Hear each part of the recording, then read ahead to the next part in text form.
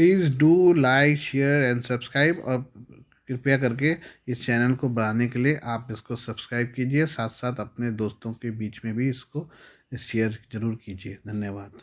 Good afternoon friend. आज की ताज़ा खबर कुछ इस प्रकार से है। वारिस पंजाब दे प्रमुख के अमृतपाल सिंह के चाचा हरजीत को लेकर बड़ा खुलासा हुआ है। दरअसल चाचा हरजीत सिंह जालंधर के गांव उदोवाल के सरपंच के घर छिपा हुआ था। पता चला है कि 29 घंटे तक चाचा ने सरपंच के परिवार को बंदूक के बल पर बंधक बनाए रखा था, जहां वो पूरे मामले को टीवी पर मॉनिटरिंग कर रहा था। सरपंच के घर से चाचा भागने की फिराक में था। हालांकि रविवार देर रात उसने ड्राइवर सहित आत्मसमर्पण कर दिया था।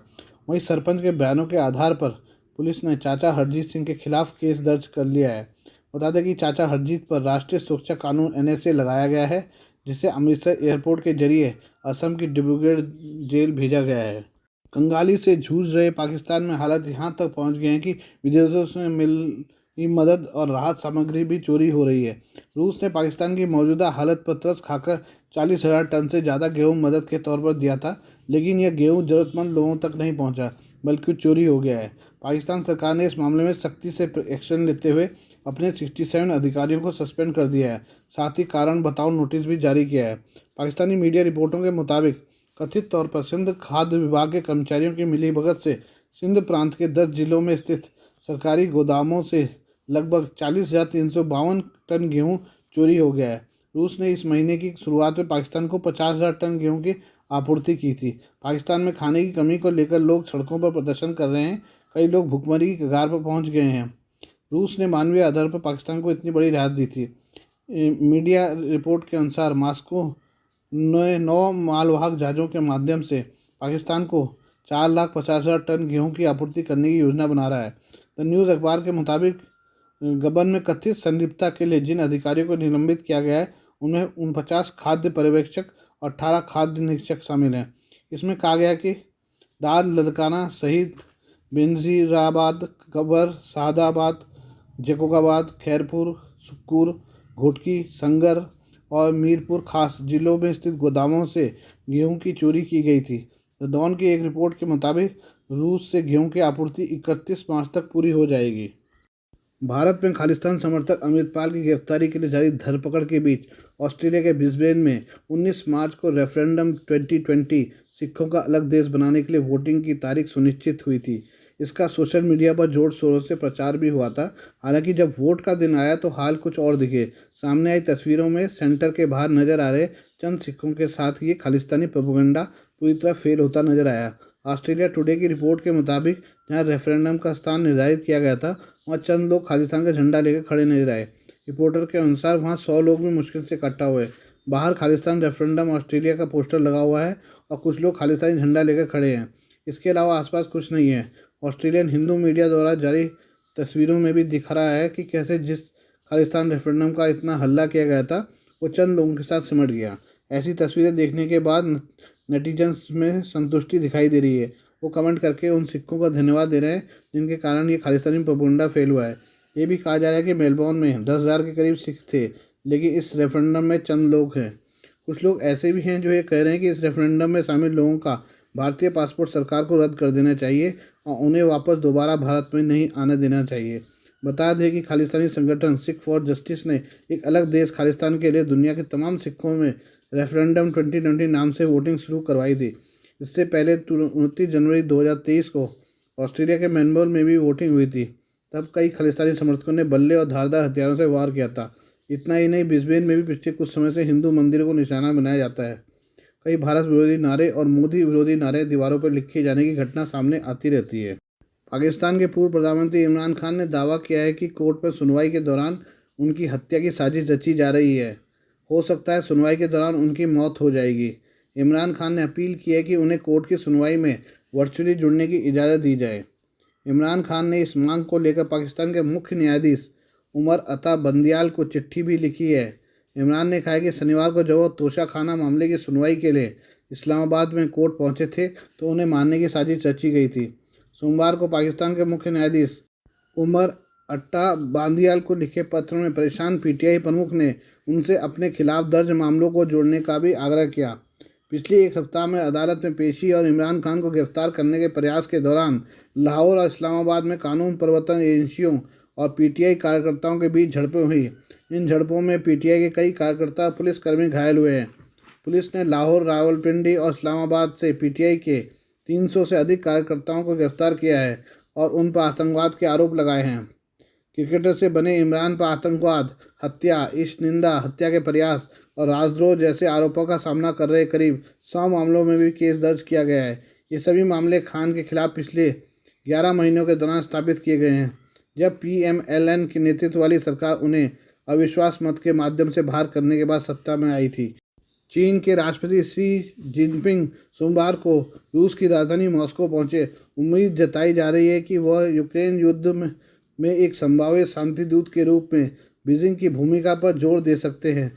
दूसरी ओर रूसी राष्ट्रपति व्लादिमीर पुतिन पश्चिमी दबाव के जवाब में उनसे समर्थन की उम्मीद कर रहे हैं।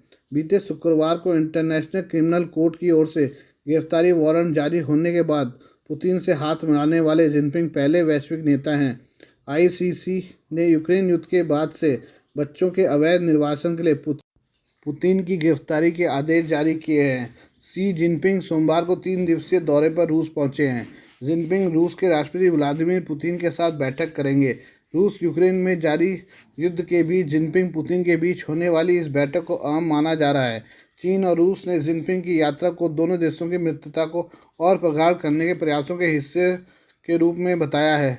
क्रेमलिन ने यूक्रेन के लिए चीन की शांति योजना का स्वागत किया है और कहा है इसमें पुतिन और जिनपिंग के बीच वार्ता के दौरान चर्चा की जाएगी। दोनों राष्ट्रपतियों और मित्रों के बीच सोमवार को रात्रि भोज के बाद बैठक शुरू होगी। गौरतलब है कि जिनपिंग की रूस यात्रा ऐसे समय में हो रही है जब अंतर्राष्ट्रीय अपराध न्यायालय की ओर से शुक्रवार को युद्ध अपराध के आरोपों में पुतिन की गिरफ्तारी का वारंट जारी किया गया था। हालांकि रूस ने इस वारंट को निष्प्रभावी करार दिया है। रूस आईसीसी का सदस्य नहीं है, इसलिए उसके कानून रूस में लागू नहीं होते हैं। यूक्रेन युद्ध के बाद जब पूरा पश्चिमी रूस के खिलाफ हो गया है, तब चीन उस देशों में शामिल था जो रूस पर से प्रतिबंध हटा रहा था। हालांकि जिनपिंग के लिए खुलकर पुतिन की मदद करना इतना भी आसान नहीं है। यह चीन और पश्चिमी देशों के बीच तनाव को बढ़ा सकता है। रूस शी जिनपिंग के दौरे को पश्चिमी के खिलाफ एक ताकतवर दोस्त के समर्थन के रूप में दिखा रहा है। इस महीने राष्ट्रपति के रूप में तीसरा कार्यकाल हासिल करने के बाद यह शी जिनपिंग का पहला विदेशी दौरा है। अमेरिका और यूरोप में बैंकिंग संकट दिन पर दिन बढ़ता जा रहा है। अमेरिका में 2 बैंक डूब चुके हैं और कई दूसरे बैंक अपना वजूद बचाने के लिए संघर्ष कर रहे हैं। यूरोप के सबसे बड़े बैंकों में से एक क्रेडिट स्विस की हालत ख़राब है। अब इसकी तपिश भारत में भी महसूस की जाने लगी है। इससे भारत का 245 अरब डॉलर का IT business process management ITBPM industry का भविष्य खतरे में है।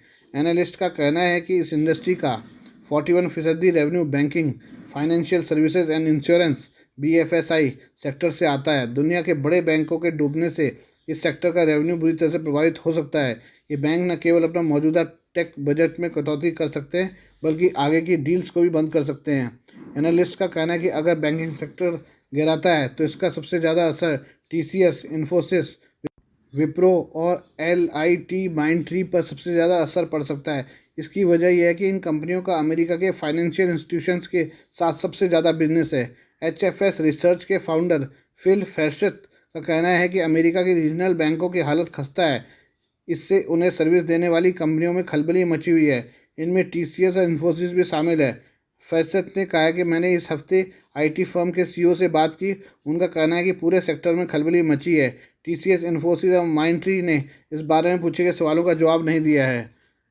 दुनिया भर में रिटेल बैंकिंग सेक्टर में टेक्नोलॉजी से में निवेश के मामले में नॉर्थ अमेरिका के बैंक सबसे आगे हैं। फाइनेंशियल एडवाइजरी फर्म्स सेलेंट के आंकड़ों के मुताबिक साल 2022 में इन बैंकों का IT बजट 82 अरब डॉलर था, जबकि दुनिया का बजट 250 अरब डॉलर था। बैंकों के टेक बजट पर खर्च से भारतीय IT कंपनियों के काफ़ी फायदा हुआ है। IT consultancy research firm average group के फाउंडर पीटर बेंडोर सैमुअल के मुताबिक TCS, इन्फोसिस, विप्रो और माइंट्री का अपने बैंकिंग वर्टिकल के जरिए नॉर्थ अमेरिका के रीजनल बैंकों में एक्सपोजर है। बैंकिंग संकट के कारण शॉर्ट टर्म में उनके BFSI ग्रोथ पर असर पड़ेगा। IT इंडस्ट्री की संस्था नेस्कॉम के मुताबिक फाइनेंशियल ईयर 2023 में इंडस्ट्री का 41% BFSI से आया। इसमें नॉर्थ अमेरिका की हिस्सेदारी 50% से अधिक है। विप्रो का 35% रेवेन्यू BFSI से आया है। इसी तरह देश की सबसे बड़ी IT कंपनी TCS का 31.5%, इन्फोसिस का 29.5% और HCL का 20% रेवेन्यू इस सेक्टर से आता है। टेक महिंद्रा के रेवेन्यू में 16% हिस्सा BFSI से आता है। बैंकिंग संकट की शुरुआत अमेरिका से हुई थी। वहाँ 5 दिन के भीतर 2 बैंक, सिलिकॉन वैली बैंक और सिग्नेचर बैंक, डूब गए। यूरोप का बड़ा बैंक क्रेडिट स्विस भी इस अपना वजूद बचाने के लिए संघर्ष कर रहा है। IT सेक्टर के दिग्गज और HCL टेक्नोलॉजीज के पूर्व CEO विनीत नायर ने कहा है कि यह बता पाना मुश्किल है कि आगे क्या होगा, लेकिन अनिश्चितता के माहौल से नए प्रोजेक्ट पर असर पड़ेगा। इससे कॉस्ट प्रेशर बढ़ेगा, इससे आउटसोर्सिंग बढ़ेगी और मौजूदा कॉन्ट्रैक्ट्स के लिए भी नए सिरे से मोलभाव हो सकता है। इससे IT कंपनियों को आर्टिफिशियल इंटेलिजेंस का इस्तेमाल बढ़ाएगी ताकि उनका मुनाफा प्रभावित न हो। इससे लाखों नौकरियों पर असर पड़ सकता है। जब ये कंपनियां मार्च तिमाही के नतीजों की घोषणा करेगी तो उन्हें इन्वेस्टर्स के मुश्किल सवालों का सामना करना पड़ेगा। पृथ्वी का तापमान लगातार बढ़ रहा है। यह वृद्धि 17-18वीं सदी में इंग्लैंड की औद्योगिक क्रांति के वक्त के औसत तापमान के मुकाबले 1.5 डिग्री तक हुई तो भारत में बेमौसम व तेज बारिश के हालात 40 से 50% तक बढ़ जाएंगे। विश्व के हजारों वैज्ञानिकों द्वारा UN के जलवायु परिवर्तन से संबंधित अंतर सरकारी पैनल IPCC की मूल्यांकन रिपोर्ट AR में यह दावे किए गए हैं। सोमवार को इस रिपोर्ट का चौथा व अंतिम हिस्सा AR6 के रूप में जारी हुआ है। रिपोर्ट में नए वैज्ञानिक खुलासे नहीं किए गए, लेकिन पिछली रिपोर्ट्स के आधार पर भारत सहित पूरी दुनिया में बन रहे हालात और चुनौतियों का उल्लेख है।